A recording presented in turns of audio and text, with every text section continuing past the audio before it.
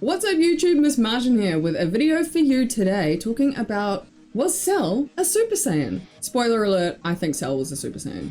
Anywho, let's talk about why I think he was a Super Saiyan and why many fans agree that he did in fact have the Super Saiyan ability. And this goes beyond the yellow aura that we've seen.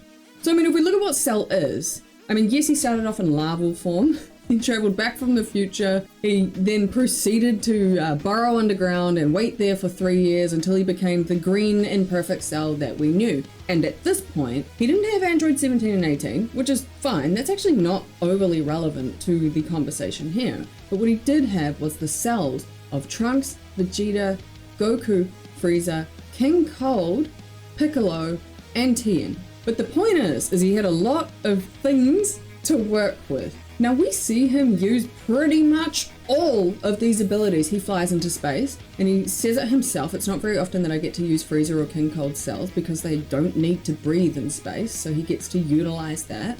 He uses Piccolo's regeneration when his arm gets blown off by Vegeta during a final flash, and also when his arm and leg get blown off by Gohan during a Kamehameha. And also, when Goku point blank instant transmission Kamehameha Cell to the face and blows off the top half of his body. So it's pretty obvious Cell can use the abilities of the cells that he has within him. I'm going to start saying DNA instead of Cell because then it's just going to be a Cell fest. So again, when he's in Perfect Cell, he does have a yellow aura. So that's obviously the first thing we're looking at. Again, we're then looking at the regeneration that he can use. He uses abilities as well. He can use Solar Flare just at the drop of a hat. He can use the Kamehameha with no thought required.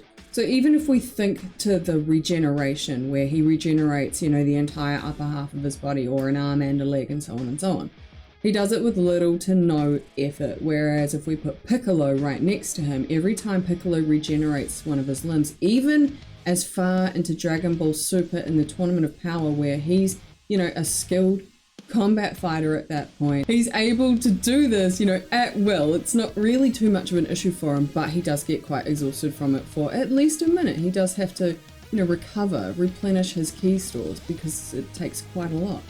Cell doesn't have that same issue, and we do know that Cell is not like an infinite ki type being like the androids are. We do know that because he got given a sensu bean by Goku. Let's not talk about that. So again, Cell has the ability to use the inherent traits within the DNA that he has in him to its full extent without much exertion. Piccolo's regeneration is an inherent DNA ability. Super Saiyan is also an inherent ability within the Saiyan race. Why would he not be able to use that to its full extent? Now let's cover the Zenkai boost, because that is a very inherent Saiyan trait, and he canonically has this. And in fact, it even does say on the Dragon Ball wiki of Cell himself that he has the Saiyan ability to boost his power and also get stronger through near-death experiences or through battle. Now we all know how that works. We've all seen it happen. We saw it happen with Vegeta explicitly on Planet Namek when he fought Dodoria, and he told Dodoria that he almost died on Earth, and because of that he came back hella stronger and then proceeds to kill Dodoria. Now this happened to Cell when he blew himself up on King Kai's planet with Goku in tow, ultimately killing Goku, King Kai, Bubbles, and Jeffrey, R.I.P. King Kai and Bubbles and Jeffrey are still dead to this day, but anywho. When Cell came back, he was significantly stronger. And I add, he had lightning surrounding him. Now this had happened previously with Gohan when he ascended to Super Saiyan 2 against the previous perfect Cell that had Android 17 and 18 within him. And when this happened, inside of the manga, which we didn't get in the anime, he said verbatim, "I've powered up like Son Gohan." So to me, that says Cell mimicked what Son Gohan had done. He mimicked his Super Saiyan 2 ascension. Why would they put lightning around the guy if he wasn't? At that time, we were Super Saiyan 2. That was all we were focused on. That was the first Super Saiyan 2 we had ever seen.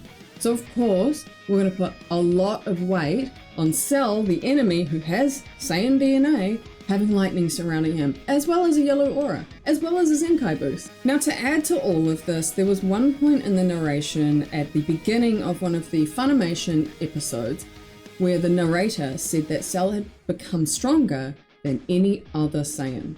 I think this is very important because they know what they're saying. They know what they're doing.